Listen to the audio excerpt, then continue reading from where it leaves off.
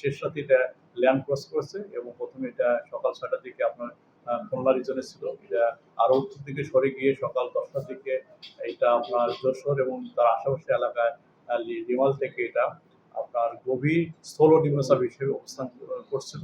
তারপর এটা আরো বৃষ্টি ঝরিয়ে ক্রমান্বয়ে এটা উত্তর দিকে সরে যাবে, সরে যেয়ে এটা আপনার যশোর এরপরে আপনার ফরিদপুর, মাদারীপুর, মানিকগঞ্জ, ঢাকা হয়ে এটা সিলেটের দিকে চলে যাবে। তবে যাওয়ার পথে যেটা হবে আরো দুর্বল হয়ে যাবে। এটা গভীর নিম্নচাপ থেকে আপনার স্থল নিম্নচাপ হবে, তারপরে পর্যায়ক্রমে লো প্রেশার হয়ে শেষ হয়ে যাবে। এবং এর প্রভাবে যেটা হচ্ছে যে ল্যান্ডে ওঠার পরেও এখনো বাতাস রয়েছে এবং সারা দেশে বৃষ্টি হচ্ছে, ভারী থেকে অতি ভারী বর্ষণ। বিশেষ করে আমরা ইতিমধ্যে চট্টগ্রামে 144 মিলিমিটার বৃষ্টি রেকর্ড পেয়েছি। তারপরে হচ্ছে আপনার ঢাকাতে 35 মিলিমিটার বৃষ্টি হয়েছে 3 ঘন্টায়, সকাল 6টা থেকে 9টা। এবং সর্বোচ্চ বৃষ্টি আপনার কুতুবদিয়াতে 137 মিলিমিটার বৃষ্টি রেকর্ড হয়েছে গত 24 ঘন্টায়। মোটামুটি সারা দেশে আজকে বৃষ্টি হবে। তবে যেটা হবে আজকে রাত থেকে বৃষ্টি কমে যাবে। আশা করা যায় আগামীকালেও বৃষ্টি হবে, তবে কমে যাবে এবং পরশুদিন থেকে মোটামুটি ক্লিয়ার হয়ে যাবে। এই যে বৃষ্টি কমে যাবে, আজকে যদি বৃষ্টি কমে আবার টেম্পারেচার আগে আপনার তাপমাত্রা আজকে আমরা বলেছি 2 থেকে 4 ডিগ্রি সারা দেশে তাপমাত্রা কমে যাবে এবং আগামীকালে যে বিশেষ প্রভাব আছে, আগামীকালেও তাপমাত্রা আজকের তুলনায় কম কমবে 1 থেকে 2 ডিগ্রি। তবে পরশুদিন থেকে তাপমাত্রা আবার বাড়া শুরু হচ্ছে। তবে যেটা হবে, যেহেতু আপনার জুন মাস চলে আসবে, এটা জুন মাসে ফার্স্ট সেকেন্ড উইকে নর্মালি দেশে মৌসুমে প্রবেশ করে, সেক্ষেত্রে যেটা হবে যদিও কিছু সময়ের জন্য তাপমাত্রা উঠবে, তবে আমরা আশা করছি হয়তো ফার্স্ট উইক বা সেকেন্ড উইক জুনের দিকে বর্ষার মেঘ চলে আসবে এবং বর্ষার যে বৃষ্টিগুলো সে যখন চলে আসবে সেই সময় তাপমাত্রা মোটামুটি অনেকটাই স্বাভাবিক অবস্থায় বিরাজ করবে। এটা সতর্কবার্তা, যেহেতু 10 নম্বর 9 নম্বর সিগন্যাল ছিল, 10 নম্বর ছিল পায়রা মংলা পোর্টকে এবং 9 নম্বর ছিল আপনার চট্টগ্রাম কক্সবাজারকে। আমরা যখন এটা গভীর নিম্নচাপ হচ্ছে সেই সময় আমরা সিগন্যালকে নামিয়ে ফেলেছি।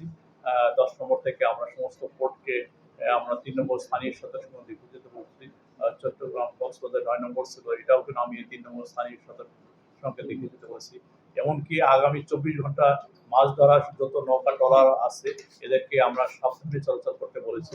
কারণ হচ্ছে সাগরে যদিও স্থলনির্মিত ল্যান্ডে আছে, এখনো সাগর কিছুটা উত্তাল রয়েছে।